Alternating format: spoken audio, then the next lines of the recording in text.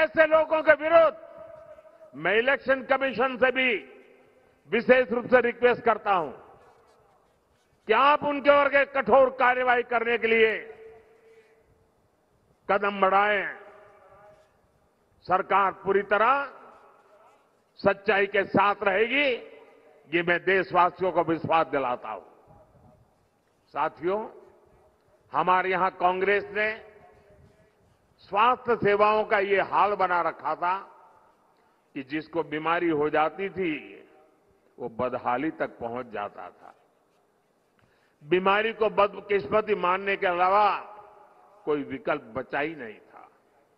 घर में किसी को गंभीर बीमारी हो जाती थी तो इलाज में खेत खलिहान तक बिक जाते थे, महिलाओं के गहने बिक जाते थे, कई कई 100 किलोमीटर दूर जाना पड़ता था, तब जाकर के कोई एक अस्पताल मिलता था। ये हालत बना रखी थी 60-70 साल के कांग्रेस के शासन ने। लेकिन मोदी ने स्वास्थ्य सेवाओं से जुड़ी परेशानियों को भाग्य के नाम पर नहीं छोड़ा। मोदी ने हर देशवासी को बेहतर स्वास्थ्य सेवाएं देने का संकल्प लिया। हमने देश में 20 से ज्यादा नए एम्स बनाए। बेहतर स्वास्थ्य सेवाओं का विस्तार करने के लिए हमने बड़ी संख्या में मेडिकल कॉलेज खोले। 2014 में देश में करीब 50,000 एमबीबीएस की सीटें थी, 50,000 डॉक्टर निकलते थे। आज हर साल 1 लाख से ज्यादा एमबीबीएस डॉक्टर्स पढ़ करके निकल रहे हैं। ये डॉक्टर छोटे शहरों ग्रामीण इलाकों में भी इलाज का बड़ा माध्यम बन रहे हैं। आयुष्मान आरोग्य मंदिरों के जरिए आज गांव में स्वास्थ्य सेवाओं का विस्तार हो रहा है। यहां सातारा में लगभग 400 से ज्यादा आयुष्मान आरोग्य मंदिर बने हैं। अस्पतालों के बेहतर नेटवर्क के अलावा गरीब और इलाज का बोझ न आए, उन पर मुसीबतें न झेलनी पड़े, ये मोदी ने इसकी गारंटी दी। यहां सातारा में 15 से ज्यादा जन औषधि केंद्रों पर 80% डिस्काउंट से दवाइयां मिल रही है। जो दवाई 100 रुपए की कीमत है वो सिर्फ 20 रुपए में मिलती है। आज करोड़ों लोगों के पास 5 लाख रुपए मुफ्त इलाज का आयुष्मान कार्ड है। और मैंने एक और गारंटी दी है, आप घर घर तक पहुंचाना। किसी भी परिवार में, किसी भी जाति वर्ग विशेष, कोई भी परिवार, आपके घर में 70 साल की ऊपर के कोई जो भी व्यक्ति होंगे, अब उनकी बीमारी का खर्चा जो आपको करना पड़ता है, अब वो खर्चा आपको नहीं करना पड़ेगा, ये आपका बेटा मोदी करेगा।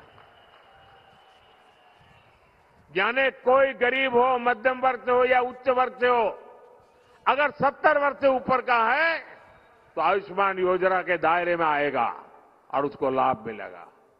भाई और बहनों, सत्ता को अपने खानदानी जागीर समझने वाले आपकी इस तकलीफ को कभी नहीं समझ सकते। ये चिंता वही कर सकता है जो आपके बीच रहा हो, जिसने आपकी तकलीफों को देखा हो, जिसने आपकी तकलीफों को जिया हो। साथियों, कांग्रेस सरकार का रवैया गरीबों को लेकर क्या होता था, इसका अंदाजा आप उनकी नीतियों से लगा सकते हैं।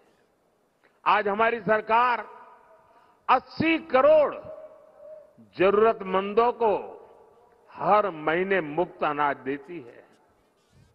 और जब से कोरोना आया तब से चालू किया और आने वाले 5 साल की भी गारंटी दी है।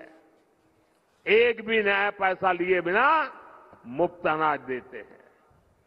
लेकिन जब कांग्रेस की सरकार थी तब लाखों टन अनाज सरकार के गोदामों में सड़ता था, पानी में बिकता था और कांग्रेस सरकार उसे गरीबों को देने को तैयार नहीं थी, मना कर दिया था। इतना ही नहीं, सुप्रीम कोर्ट ने कहा था, सुप्रीम कोर्ट ने हस्तक्षेप किया था और सुप्रीम कोर्ट ने कहा था कि कांग्रेस सरकार अनाज गरीबों में बांटे। लेकिन तब कांग्रेस सरकार के प्रधानमंत्री डॉक्टर मनमोहन सिंह जी ने क्या कहा, आपको सुनकर के चौंक जाएंगे। उन्होंने कहा था कि सुप्रीम कोर्ट इस मामले में दखल न दे, यानी अनाज सड़ता है तो सड़े, गरीब भूख से मरता है तो मरे, लेकिन कांग्रेस सरकार गरीबों को अनाज देने को तैयार नहीं थी। ये कांग्रेस की असंवेदनशीलता थी।